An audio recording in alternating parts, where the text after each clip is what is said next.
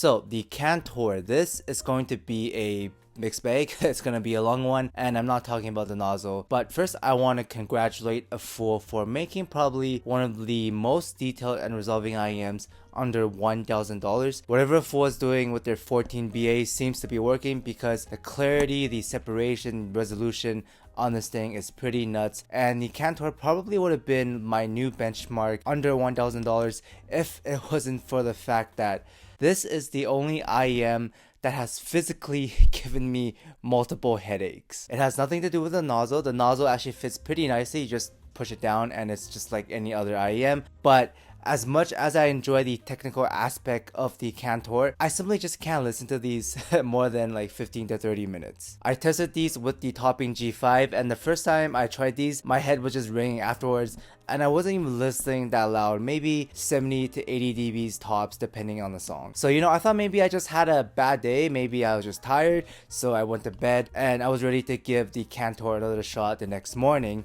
But after listening to these for a week now, I always ended up with a slight headache or like a ringing sensation around my temple region afterwards, and this is when I'm at around like 70 dBs. Like, it's not like I'm blasting these or anything. So just for reference, my ears are pretty healthy. I got them checked a few months ago and I can hear up to 20k. I'm also Harman trained, so I don't believe it's a hearing thing on my part, because I haven't had this issue with literally any other IEM. At first I thought it was an HRTF thing, maybe my ear anatomy just didn't vibe with the tuning. So to address this, I EQ'd my EM10 to the CANTOR's tuning, and absolutely no issues with the EM10s. It doesn't sound shrill, it's very smooth actually. So my guess is it probably has something to do with the custom BAs, the way it's vented, like the amount of BAs, the drivers, or like the nozzle, or like a combination of all of them. But at lower volumes, I didn't run into any of the headaches or the shrillness. Like, we're talking maybe 50, 60 dBs max. These are pretty good, pretty enjoyable at lower volume listening.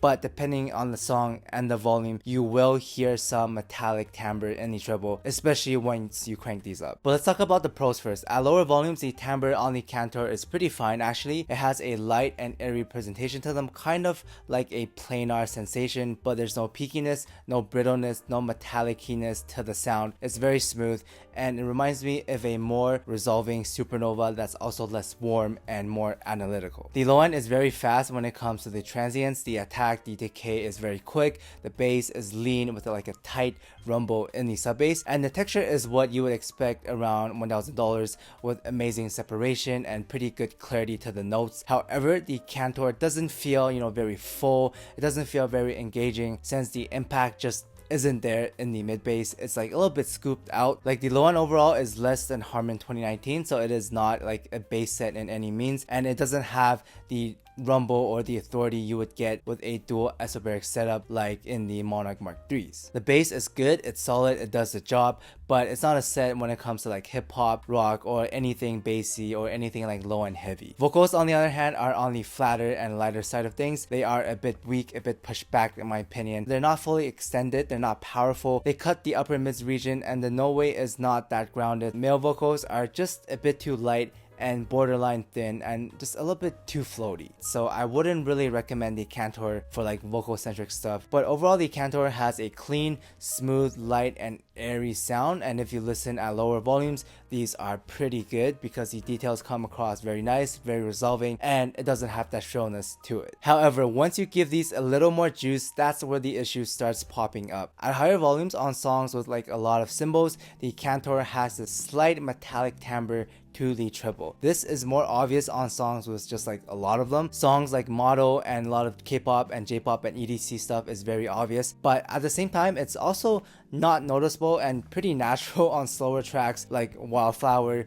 piano ballads like acoustics. So the timbre kind of depends more on the song and the volume. But most importantly, no matter on which song, at higher volumes, so like past 65, 70 dBs, the CANTOR just sounds too shrill to my ears.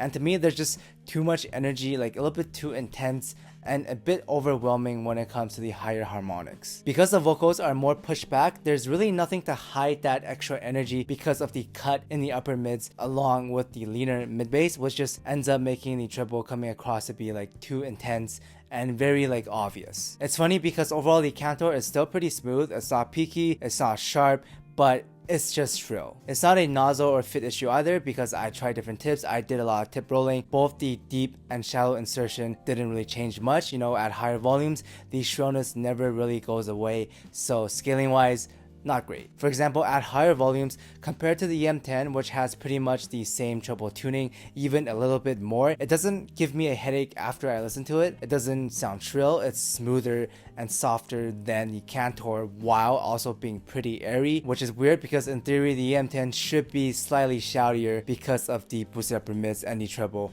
but it's not. I also EQ'd the EM10 directly to the CANTOR's tuning to test it out, you know, if it's a driver thing or just like a tuning, and I had no issues with the EQ'd EM10. The EQ'd EM10 sounds very smooth and airy, obviously not as detailed and resolving as the CANTOR, but tuning wise, there is no shrillness. Whereas on the other hand, when I EQ'd the CANTOR to the EM10, it still had the like shrillness to it, but just a little bit less obvious now because it's more hidden by the upper mids and the extra bass, which leads me to believe that the energy probably again has something to do with the AFUL's like driver, the nozzle, the vent, and just overall how it's like made. And after playing around with EQ, you can make the CANTOR less shrill at higher volumes by taming down the 13K and the 16K, as well as adding a little bit more body to the sound in the mid bass to make it like less clinical. But stock wise, I would not recommend it if you listen to energetic genres or past like 65-70 dBs, but they are pretty good for lower volumes. Now compared to the SUPERNOVA is going to be warmer, fuller, and smoother,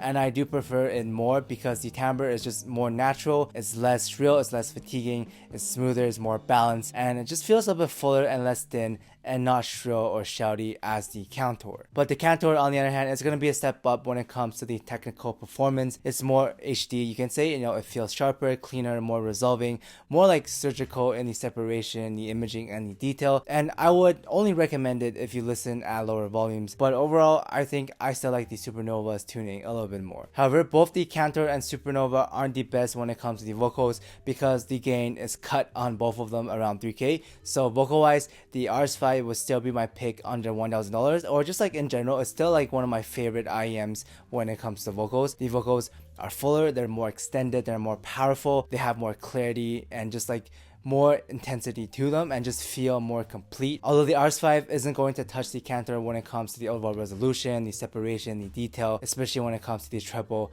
and the air, but vocal wise, it is just like much better when it comes to the overall extension and timbre. And lastly, if you're looking for an all-rounder set, then the MONARCH MK3s are still looking under $1,000. It just has the best balance when it comes to like the bass, the mids, the treble, as well as the technical performance. The MK3's got a fuller, more engaging, impactful, and textured low end. You know, it has the isobaric setup, it has better vocals, more extended, more powerful, more open, and not nearly as intense in the treble, while still being very detailed and decently smooth when it comes to the air. Now the CANTOR is still going to be more resolving and detailed than the MONARCH MK3s. It's cleaner, it's less bassy, it's airier and lighter, you know, more quote unquote balanced. But unless you listen at a lower volumes or, you know, you have older ears, then the trade-offs when it comes to the timbre, the no way, the vocals, and the treble like smoothness at mid to higher volumes are just much better on the MONARCH MK3s, and in my opinion, I would personally get the MONARCH MK3s. So with that said, overall, it's kind of hard to recommend the CANTOR because of that shrillness at higher volumes. I would definitely demo these if you can and see if that, you know, 10K plus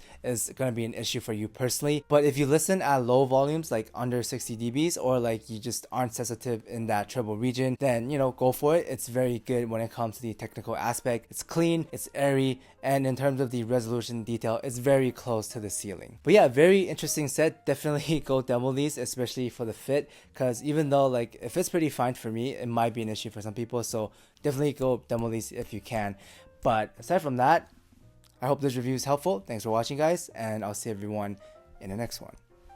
Shout out to Rark's Cat, Dom Q, Star Buccaneers, This Call Scaldus, B_Urac, Mystic Spoon Attack, Oh Really, Walker Standard, User Ernest, Patrick, Belsel Kel, Polly J, Mr. Gorillas, Anton Risto, Gis Seng Yan, Tamat Pat Fache, Ed Dunlap, Christopher Jackson, Name, Henry Claudia, Son of a Horse, 777ZK, Ben Thompson, Franco Gomez, Haigyu 55, Asher, Wizard, jab, obi, I comment 87, contain guava juice gains, and treble well extended. Thank you guys so much.